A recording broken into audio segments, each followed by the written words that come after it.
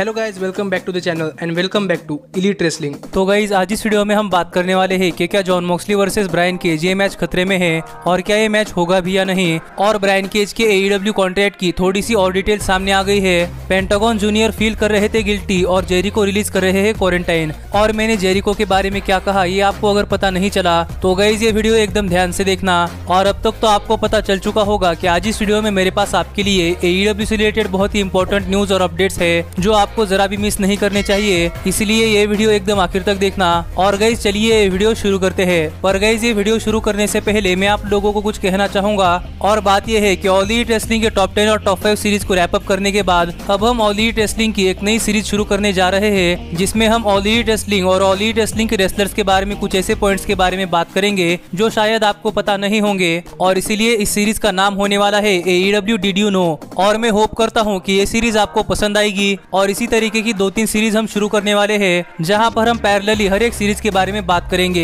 पर गाइज आप all elite wrestling के डिड यू नो सीरीज के लिए एक्साइटेड है या फिर नहीं, ये आप मुझे कमेंट कर बताइए। और अब ज्यादा देर ना लगाते हुए चलिए हम आज के अपडेट्स के बारे में बात करते हैं, और हम शुरुआत करते हैं पेंटागन जूनियर से, जिन्हें बहुत ही गिल्टी फील हो रहा है। गाइज इतने दिनों तक आप में से कई लोगों के मुझे कमेंट्स आ रहे थे कि रे फिनिक्स और पेंटागन जूनियर कहाँ है, तो मैंने उस समय आपको तो बता दिया था कि रे फिनिक्स इंजर्ड हो चुके हैं, पर ऑल एलीट रेसलिंग में अपना कमबैक करने से पहले पेंटागन जूनियर अपने घर पर थे, और दुनिया में ग्लोबल लॉकडाउन होने की वजह से पेंटागन जूनियर अपने घर पर क्वारंटाइन थे। और यही काफी सारे लोग पेंटागन जूनियर को मिस कर रहे थे, क्योंकि पेंटागन जूनियर भी ऑल एलीट रेसलिंग के टॉप रेसलर में से एक है। पर गाइज ऑल एलीट रेसलिंग पर अपना कमबैक करने के बाद पेंटागन जूनियर ने एक इंटरव्यू दिया है, और इस इंटरव्यू में बात करते हुए पेंटागन जूनियर ने कहा कि जितनी देर तक के लिए पेंटागन जूनियर अपने घर पर मैक्सिको में बंद थे, उतनी देर तक पेंटागन जूनियर को खुद गिल्टी फील हो रहा था, क्योंकि पेंटागन जूनियर को ऐसा लग रहा था कि पेंटागन जूनियर अपने घर पर बैठे हैं और वो बिना कोई काम करके या फिर AEW के किसी भी शो पर अपीयर ना होकर अपने घर पर बैठकर ऑल एलीट रेसलिंग से फोकट में सैलरी ले रहे हैं, जिससे कि पेंटागन जूनियर घर पर बैठकर हमेशा बेचैन रहते थे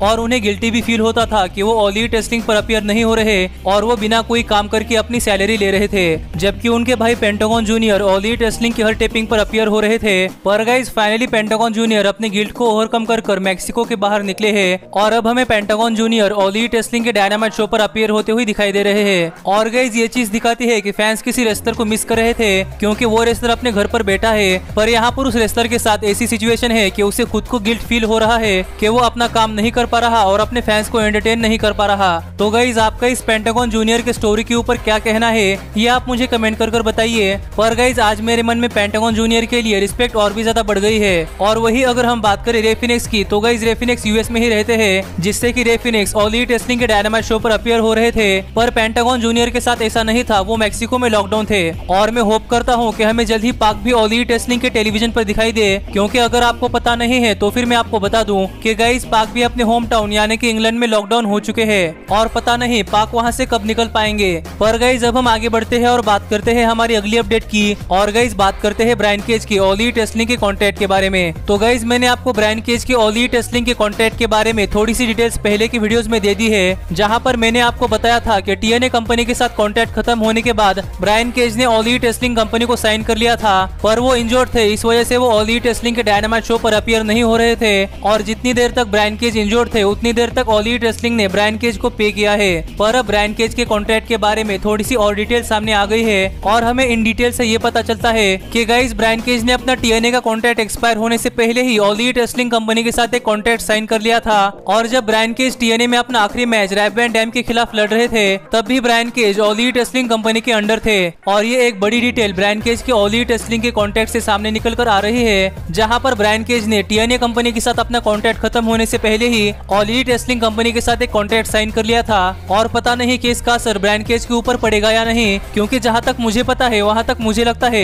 कि गाइज अगर आप किसी कंपनी के अंडर कॉन्ट्रैक्ट में है, तो गाइज आप उस कंपनी के अंडर कॉन्ट्रैक्ट में रहते हुए आप दूसरी कंपनी के लिए कॉन्ट्रैक्ट साइन नहीं कर सकते। पर गाइज यहाँ पर ब्रायन केज ने ये किया है, तो अब देखना पड़ेगा कि क्या TNA ब्रायन केज के अगेंस्ट कोई एक्शन लेती है या फिर नहीं। गाइज मुझे TNA कंपनी के कॉन्ट्रैक्ट के बारे में उतना ज्यादा पता तो नहीं है कि क्या कोई रेसलर TNA कंपनी के साथ अंडर कॉन्ट्रैक्ट रहकर किसी और कंपनी के साथ कॉन्ट्रैक्ट साइन कर सकता है या फिर नहीं। पर गाइज अब देखना पड़ेगा कि आगे ब्रायन केज के साथ क्या होता है। लेकिन गाइज अब हम आगे बढ़ते हैं और बात करते हैं हमारी अगली अपडेट की, और जानते हैं कि किस तरीके से क्रिस जेरिको क्वारंटाइन रिलीज कर रहे हैं। गाइज अगर आपको पता नहीं चल रहा कि मैं क्या बात कर रहा हूँ, तो गाइज मैं यहाँ पर आपको बताना चाहूंगा कि गाइज क्रिस जेरिको ने 2020 में अपने बैंड के साथ अपना एक नया एल्बम रिलीज करने का सोचा था। और अगर आप में से ज्यादातर लोग नहीं जानते तो मैं उन्हें बताना चाहूंगा कि गाइस क्रिस जेरिको एक रॉक बैंड का हिस्सा है और वो उस रॉक बैंड के लीड सिंगर भी है, और ये अब से नहीं बल्कि 90s से है। और अगर आप क्रिस जेरिको के बैंड का नाम नहीं जानते तो मैं आपको बताना चाहूंगा कि गाइस क्रिस जेरिको के बैंड का नाम फौजी है और क्रिस जेरिको के रॉक बैंड ने बहुत सारे एल्बम रिलीज किए हैं जिनमें से बहुत सारे गाने बहुत ही हिट हुए हैं। और एग्जांपल के तौर पर आप सॉन्ग्स ले सकते हैं जैसे कि क्रिस जेरिको का थीम सॉन्ग जुडेस। पर गाइस अब हम दोबारा से अपडेट की बात करते हैं तो गाइस मैंने आपको बताया कि क्रिस जेरिको 2020 में अपना एक एल्बम रिलीज करने वाले थे, पर गाइस 2020 साल में इस पैंडेमिक की सिचुएशन की वजह से जेरिको अपने एल्बम पर फोकस नहीं कर पा रहे थे। पर फाइनली किसी तरीके से इस लॉकडाउन की सिचुएशन में भी क्रिस जेरिको अपने 2020 के एल्बम पर काम कर रहे हैं और सरप्राइजिंगली फौजी के इस एल्बम का नाम क्वारंटाइन है। और अब क्रिस जेरिको और उनका बैंड अपने अपने घर पर बैठकर ही सभी सॉन्ग्स में अपना अपना पार्ट बजाता है और फाइनली ये चीजें स्टूडियो में जाकर कंबाइन होती है और हमें एक बहुत ही बढ़िया सॉन्ग मिलता है। और इसी तरह काम कर क्रिस जेरिको ने अपने नए एल्बम यानी कि क्वारंटाइन के 2-3 गाने रिलीज कर दिए हैं। और अगर आप क्रिस जेरिको के ये गाने सुनना चाहते हैं तो गाइज आप यूट्यूब पर क्रिस जेरिको क्वारंटाइन सर्च कर सकते हैं। पर याद रखना क्रिस जेरिको के एल्बम के नाम की स्पेलिंग यानी कि क्रिस जेरिको के एल्बम क्वारंटाइन की स्पेलिंग क्यू से नहीं बल्कि के से शुरू होती है। और इसी तरीके से क्रिस जेरिको क्वारंटाइन रिलीज कर रहे हैं तो गाइज आपका इस स्टोरी पर क्या कहना है ये आप मुझे कमेंट कर बताइए। और यहाँ पर क्रिस जेरिको भी बहुत ही बड़े एग्जाम्पल बन चुके हैं कि कैसे आप घर पर बैठकर अपना काम कर सकते हैं। पर अब फाइनली अब हम हमारे सबसे बड़े अपडेट के बारे में बात करते हैं और गाइस जानते हैं कि क्या John Moxley versus Bryan Cage इस मैच के होने की पॉसिबिलिटी है या फिर नहीं, और क्या ये मैच होगा या फिर ये मैच कैंसिल होगा। तो गाइस आपको तो पता ही है कि जॉन मॉक्सली की वाइफ यानी कि रेने यंग को कोरोना हो चुका है और रेने यंग कोविड-19 की टेस्ट में पॉजिटिव आ चुकी है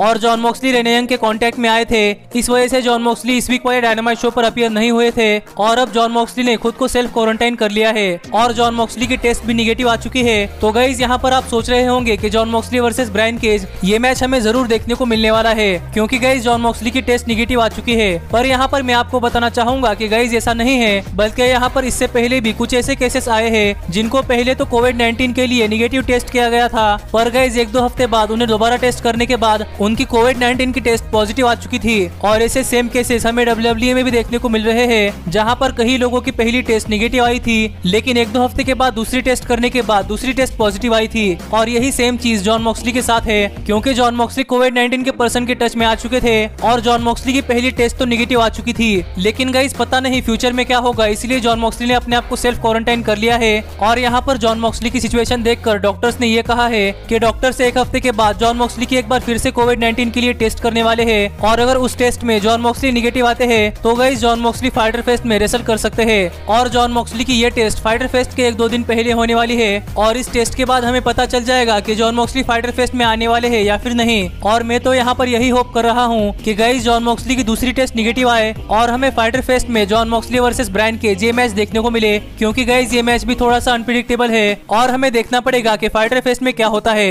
पर गाइस आज इस वीडियो में मेरे पास आपके लिए इतनी ही अपडेट्स है और होप करता हूँ कि आपको आज की वीडियो पसंद आई होगी। और आप मुझे कमेंट कर बताना मत भूलना कि आप ऑल एलीट रेसलिंग के डिड यू नो सीरीज के लिए एक्साइटेड है या फिर नहीं। पर अब मिलता हूँ आपसे अगली वीडियो में। पर गाइस तब तक stay healthy, stay happy and keep watching elite wrestling. Hey, did you like that video? Click the screen for more.